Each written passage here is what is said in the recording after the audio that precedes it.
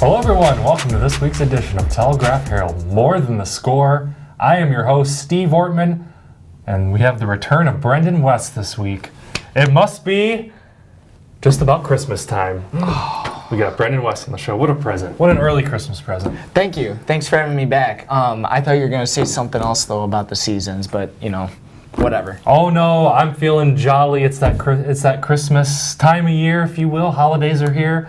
Basketball's off and running. I've got my list for Santa Claus ready to go. How about you? Yeah, well, I don't exactly have a list. I think we've called it up, right? Look at that list. That is a list right there. I'm really looking forward to that swimsuit edition. I don't know about you, but yeah. Tom Brady in swimsuit, yeah. I don't know. I feel like I could make a better one, but yeah, right. like maybe a better host of More Than the Score. But all right. Well, maybe we'll put that into Santa and see if you get your Christmas present. That would be great. This one's been a little bit naughty, so. For all of our viewers, I hope you do not get that Christmas present because that would be rough, in my opinion. But let's not get too honest here. Let's stay happy. Let's stay excited. We got a great episode. Boys basketball, girls basketball, some boys basketball rankings just came out. So Brendan, you're the expert in the boys basketball. So walk us through it. Well, the AP poll just came out this week, the first one of the season. Boys basketball tips off a little bit later than girls basketball. And we only have two area teams in the rankings so far. We got Dubuque Senior, they're ranked 6th in 4A, and then Cascade is ranked 8th in 2A. So, we got some other teams in Hempstead and Waller getting votes there, and Dubuque Senior was also dealt a recent blow. They might be missing one of their key players, Noah Carter, for a little bit here. But that's kind of how things are looking. That's how the state sees area teams and sort of the best to be able to, the best in the area so far this season. But that doesn't mean that there's not a lot of great boys basketball all around the area. I know you were covering a pretty fantastic kid out there in Bellevue. So. Yeah, you want to talk about talent in the area. Cade Doherty, senior guard for Bellevue Comets. Really been turning it on here the last couple years, and this year he is really stepping up to the plate. Obviously, it was a great quarterback for the Comets, threw for over 2,200 yards, 25 touchdowns, and he is staying hot on the hardwood. I was there Saturday night. They picked up a 56-49 victory over Bellevue Marquette. He scored 25 points, had some big shots in that game to help the Comets improve to 3-4 this season. I caught up with Cade after the game. Here's what he had to say, not only about the victory, but what the transition has been like from starring on the football field, moving right into basketball season. It was a very exciting game. It's a hometown rivalry game. So, we came out with a lot of energy, a lot of intensity. A little undisciplined sometimes, but we got a little focused after halftime and came out with the dub. Yeah, tight through three quarters. What was the key in the fourth quarter to help you guys kind of get that distance? Defense and transition. At halftime, we got a good preaching on boxing out and pushing the ball. So, we came out with that attitude, just focusing on that, and that's what pretty much helped us get the lead.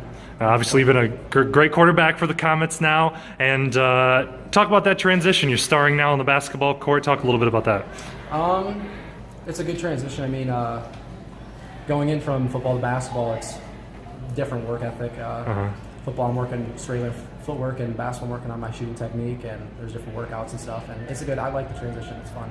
Yeah, talk about, you obviously talk about off-season work. You've got football, you're working on basketball, and just when you think you could get a minute away from Coach Kinnick, I don't think so, huh? Not in basketball. Oh, no. I wish I could, but I couldn't.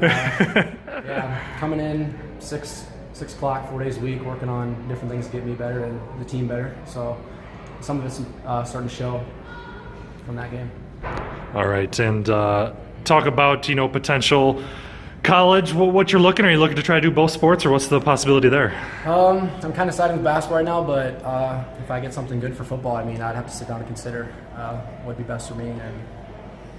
And I like both. It'd be fun to play both, but I gotta pick one.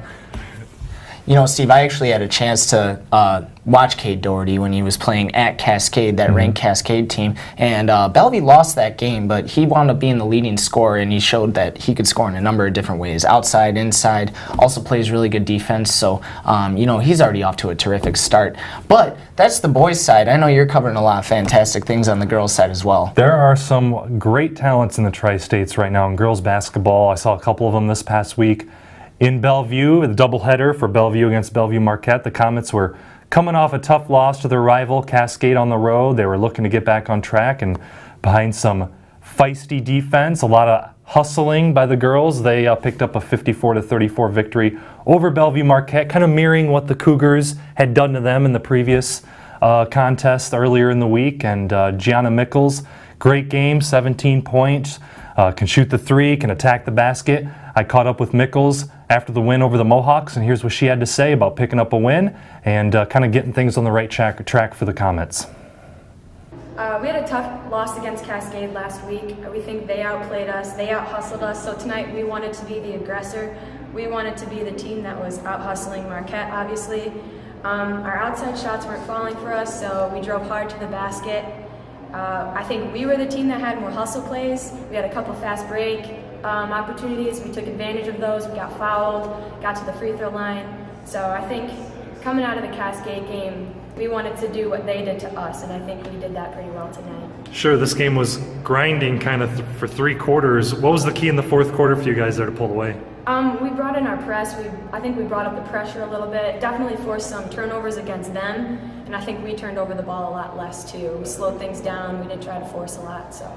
Sure, your post, Emma Kelchin, had a lot of success tonight as well. How key is it to work that offense around, be patient, and get those good looks at the baskets, and it obviously opens up things on the outside shot as well? Yeah, for sure. That's something our team, we definitely need to work on.